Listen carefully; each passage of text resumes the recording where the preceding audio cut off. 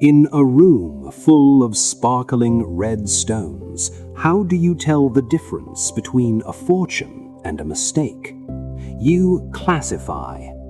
Gemstone classification is a systematic grouping by their chemistry, their structure, and their origin. It's about taking the beautiful chaos of nature and turning it into a structured map for the global market.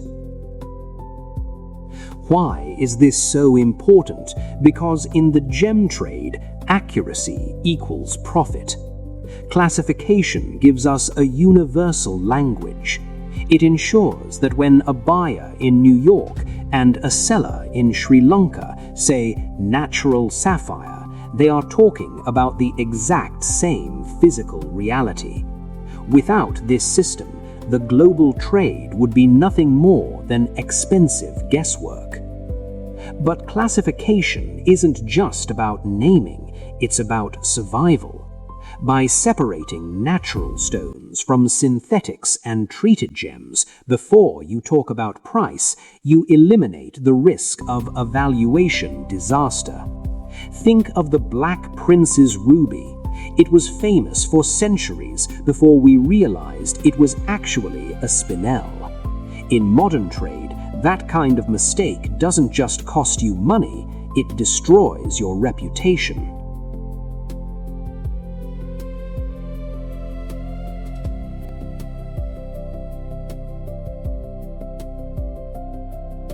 To a trained eye, gems are just colors. To a pro, they are chemistry. We classify them by their DNA, their composition and crystal structure. Diamonds are single elements of pure carbon, making them the hardest things on Earth. Then you have the compounds, like silicates, home to emeralds and quartz, and the mighty oxides, which give us rubies and sapphires. But not everything is a mineral. Organic gems like pearls and amber come from life, not geology. They have no crystal structure, which makes them soft and sensitive. Then there are mineraloids like opal, which are amorphous, meaning their atoms are a beautiful mess. The trader's insight? Composition determines durability. The rule: stick to minerals for high-value, high-wear trade, but for organics and mineraloids, always assess the fragility before you buy. The physics of the trade. How do we prove a stone is real without a lab?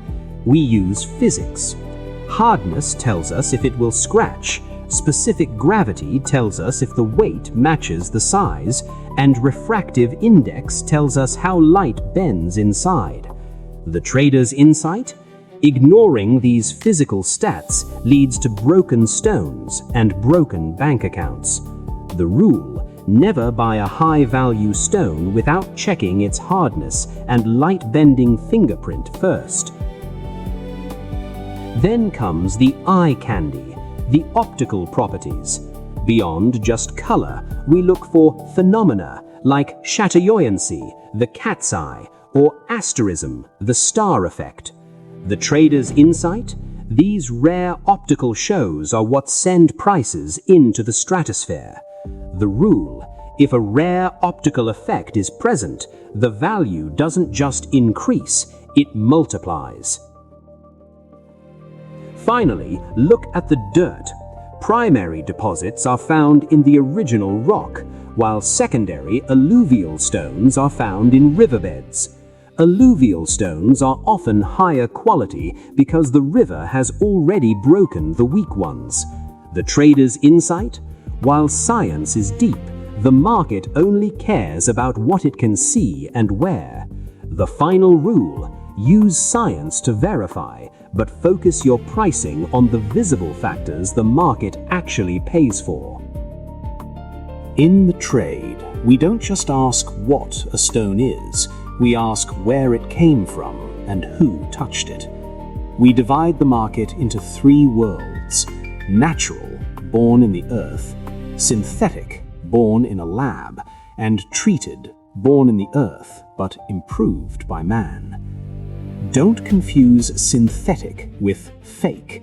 A synthetic gem has the exact same chemical DNA as a natural one. It's a mirror image, but because it's man-made and unlimited, its value is a fraction of the real thing. The trader's insight, origin, and treatment are the ultimate price setters. If you misidentify a synthetic as natural, you've lost your capital before the ink on the receipt is dry. Most stones you see in a jewelry store are treated, whether it's heat-treating a sapphire to pop the blue or oiling an emerald to hide a crack. These enhancements are the industry standard, but there is a hierarchy. An untreated natural stone is the holy grail. It commands the highest prices and the most respect. Here is the reality of the trade. The story of the stone is the price of the stone. If you don't know if it's heated, filled, or lab-grown, you cannot value it. The rule is absolute. Always verify the origin and treatment status before you ever quote a price. In this game, a mistake in origin is the fastest way to a massive financial loss. Commercial classification. The market system. We've all heard the terms precious and semi-precious. While the industry is moving away from these labels, they still dominate the retail world. But as a trader, you need to look deeper. You need to understand market-grade classification, the system that divides stones into commercial, medium, and high-quality investment grades. Then there is the origin factor. In the gem trade, geography is branding. A Ceylon sapphire or a Mogok ruby carries a reputation that transcends the stone's physical appearance. The trader's insight. The market often classifies by the map. If you ignore origin premiums, you will either underprice your best stock or miss a massive opportunity to sell a story along with the stone. Finally, we have the most volatile factor, demand.